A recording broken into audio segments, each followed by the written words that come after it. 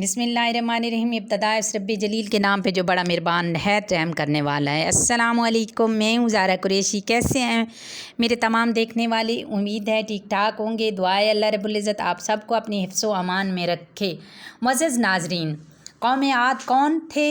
दुनिया की सबसे ताकतवर तरीन कौम को अल्लाह तबारक ताला ने कैसे तबाह व बर्बाद किया, और कुरान मजीद फ़ुरक़ान हमीद में कौम आद के हवाले से क्या इरशाद फरमाया।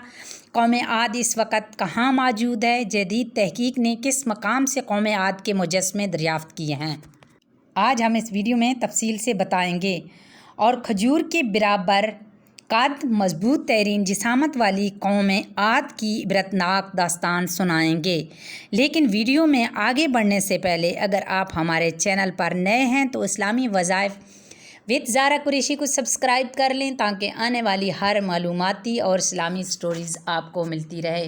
वीडियो पसंद आए तो लाइक भी कर दें, शुक्रिया। बहरे अरब और बहरे हमर के दरमियान अरब के जनूबो शुमाल में दोनों जानब यानी ओमान, हज़रमौत, बहरीन और मगरबी यमन तक एक वसी सरा है, जिसे सराय अहले अकाफ के नाम से याद किया जाता है। इस सराय आज़म अद्दुनिया अहले अरबी अहले खाली भी कहा जाता है। अहले काफ खक्कफ की जमा है, जिसके लुग़वी मानी रेत के बुलंद व वाला वसी अरीज़ टीले के हैं। इस बेयमा सहरा में सफ़र करना तो दूर की बात, इसके अंदर कदम रखने का भी तसव्वुर नहीं किया जा सकता। मौत की इस वहशतनाक वादी की जानिब रुख करना ख़ुदकशी करने के मुतरादिफ है। यही वजह है कि मकाम वदू से लेकर मुहिम जो सयाहों तक कोई इस सहरा के करीब जाना भी पसंद नहीं करता। सफ़ेद और बारीक रेत के हज़ारों फीट पहाड़ों में अगर कोई शय फेंकी जाए तो वो लम्हों में गर्क हो जाती है और रेत की सतह पर जुम्मिश तक नहीं होती। ये सराय अल्लाह बुज़ुर्ग बरतर की खुली निशानियों में से है और अहले दुनिया के लिए इबरत भी। अहले अकाफ नामी इस भयानक वादी को देखकर ये गुमान भी नहीं किया जा सकता कि ये किसी ज़माने में दुनिया का सबसे ज़्यादा सरसब्ज़ शादाब इलाका था, जहाँ बेशुमार फलों फूलों के वसी बागात, ठंडे पानी के चश्मे, आबशारें और बुलंद व बाला इमारतें थीं, जिसमें दुनिया की सबसे ज़्यादा ताकतवर, मालदार और शानदार तमद्दुन रखने वाली कौम आद आबाद थी। ये दुनिया की सबसे ज़्यादा कद-आवर ज़ोर-आवर इंसान थे। इतने ताकतवर लोग अल्लाह ताला ने फिर पैदा नहीं किए, जैसे अल्लाह तबारक ताला ने कुरान मजीद फ़ुरक़ान हमीद में इरशाद फरमाया है कि इन जैसी कोई कौम और मुल्कों में पैदा नहीं की गई। हज़रमौत और नजरान के दरमियानी इलाके अहले अकाफ में कौम आद, जिसे कौम इरम भी कहा जाता है, 13 कबाइल आबाद थे। कौम आद के अहले अकाफ में रहने से मुतल्लिक़ कुरान मजीद फ़ुरक़ान हमीद में अल्लाह रब्बुल इज़्ज़त इरशाद फरमाता है, हूद को याद कर जबकि उसने अपनी कौम को अकाफ में डराया। मुअज़्ज़ज़ नाज़रीन, अल्लामा जलालुद्दीन रहमतुल्लाह अपनी तफसीर में दौर मंशूर में तहरीर किया है कि कौम आद नहायत ज़ोर आवर और बहादुर कौम थी। ये बुत परस्त थे। इनके 2 बुतों के नाम हूद और हब बयान किए गए हैं। इब्ने कसीर ने अपनी तफसीर में तीसरे बुत का नाम समद भी बयान किया है। मुअज़्ज़ज़ नाज़रीन, आद एक अरबी कौम है जिसका ज़िक्र कुरान पाक में सूरत हूद और सूरत फजर में आता है। इस कौम पर हज़रत हूद अलैहिस्सलाम को नबी बनाकर भेजा गया था। जबकि इस कौम ने शिरक और बुत परस्ती तर्क ना की तो अल्लाह रब्बुल इज़्ज़त ने अज़ाब नाजिल करके इस कौम को तबाह कर दिया। इस कौम के तज़किरे को कहानी समझा जाता था, मगर इसके मरकज़ी शहर इरम, अरबी में इरम अज़ातिल अमाद और अंग्रेज़ी में ओबर वाबर और इरम की आसार बरामद हुए हैं, जो अर्रुबा अल खालिक के उस हिस्से में जो आज कल ओमान में शामिल है। आद असल में हज़रत नूह अलैहिस्सलाम की चौथी पुश्त थे। आद बिन औस बिन इरम बिन असाम बिन नूह, और इनके नाम पर इस कौम को पुकारा जाता है, यानी इस कौम का नाम के जद्दे अमजद के नाम पर था। कौम आद को مشہور روایات کے مطابق ایک عظیم آندھی سے تباہ کیا گیا تھا۔ قرآن مجید فرقان حمید کے مطابق یہ قوم دنیا و آخرت دونوں میں اللہ کی رحمت سے دور اور محروم ہے۔ معزز ناظرین، جدید تحقیق کے مطابق یہ قوم 3000 سال قبل مسیح سے لے کر پہلی صدی 80ویں تک موجود تھی۔ ان کو 1000 ستونوں والے شہر کی قوم بھی کہا جاتا ہے۔ معزز ناظرین، ہود علیہ السلام ایک طویل عرصے تک اپنی قوم کو واعظ و نصیحت کرتے رہے۔ کبھی وہ انہیں اللہ کی طرف عطا کردہ نعمتوں کو یاد کراتے تو کبھی عذاب الہی سے ڈراتے، مگر وہ بہرے اندھے بنے رہے۔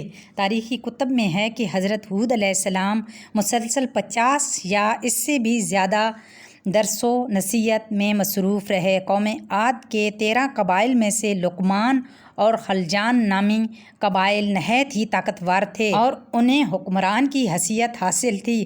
حضرت ہود علیہ السلام نے دعوت حق دی، کفر شرک چھوڑ کر ایک اللہ کی بندگی طرف بلایا تو لقمان قبیلے نے سخت مزاحمت کی اور حضرت ہود علیہ السلام کی دشمن ہو گئے۔ اس کے برعکس دوسرے قبیلے خلجان نے حضرت ہود علیہ السلام کی باتوں پر غور کیا اور ان میں سے اکثر جلد ہی آپ کی دعوت کو قبول کر کے آپ پر ایمان لے آئے۔ حضرت ہود علیہ السلام نے اپنی قوم کو رائے حق پر گامزن کرنے کی ہر ممکن کوشش کی، مگر ان کی دعوت قبول کرنے سے انکار کر دیا تو بالآخر انہوں نے بارگاہ الہی میں مدد کے لیے دست دعا دراز کی، جس سے قرآن کریم نے یوں بیان کیا ہے۔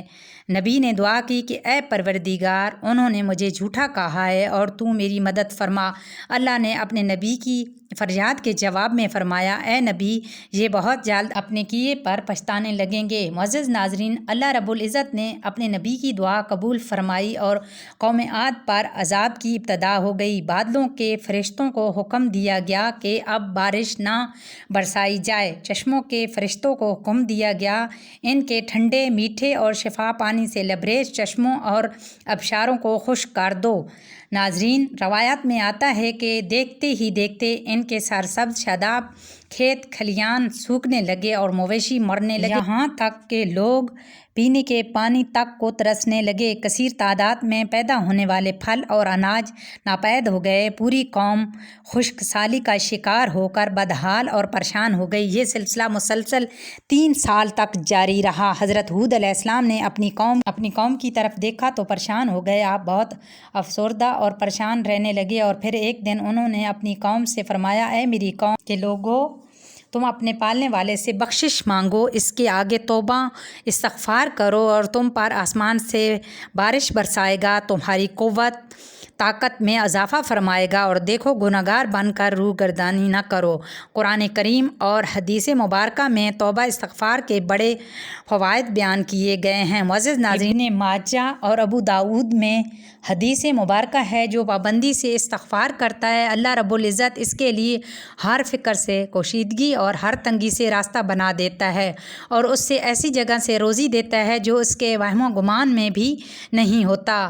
بہرحال حضرت ہود علیہ السلام کے لاکھوں سمجھانے کے باوجود اس قوم پر کوئی اثر نہ ہوا، بلکہ نہایت ڈھٹائی کا مظاہرہ کرتے ہوئے کہنے لگے کہ ہم محض تیرے کہنے پر اپنے آباء و اجداد کے اور اپنے ان معبودوں کو نہیں چھوڑ سکتے جو ہمارے آباء و اجداد سے چلے آتے ہیں۔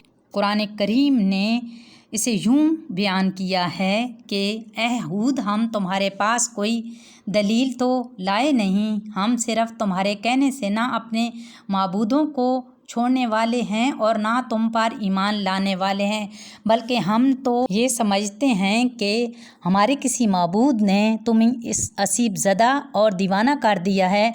ناظرین اکرام، عذاب الہی کی ابتدائی مراحل میں خشک سالی نے قوم عاد کی حالت ابتر کر دی۔ ان کے سرداروں دانشوروں نے اس سے نجات پانے کے لیے مختلف تدبیریں پر غور کرنا شروع کر دیا۔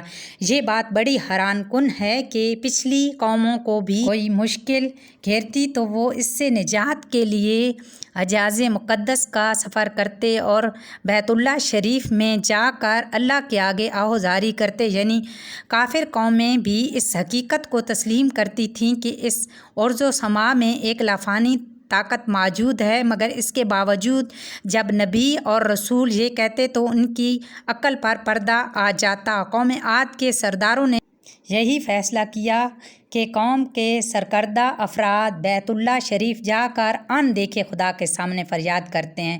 چنانچہ مختلف قبائل کے سرداروں اور دیگر عام افراد پر مشتمل 70 افراد کا ایک وفد حجاز مقدس روانہ ہوا۔ اس زمانے میں مکہ مکرمہ پر قوم عملیق کی حکمرانی تھی، جس کا سردار معاویہ بن بکر تھا، اور معاویہ کی والدہ قوم عاد سے تعلق رکھتی تھی۔ ویسے بھی معاویہ بن بکر قوم عاد کی شان و شوکت سے بڑا معروف تھا، چنانچہ اس سے وفد کی بڑی خاطر مدارت کی اور اسے بڑے عزت و احترام سے اپنے ہاں ٹھہرایا۔ تبریکی روایت ہے کہ اس وفد میں 2 افراد مرشد بن سعد اور لقمان بن لقیم صاحب ایمان اور حضرت ہود علیہ السلام کے پیروکار تھے۔ غالباً ان کا تعلق قبیلہ خلجان سے ہوگا۔ ان دونوں کے علاوہ باقی سب کافر اور بت پرست تھے۔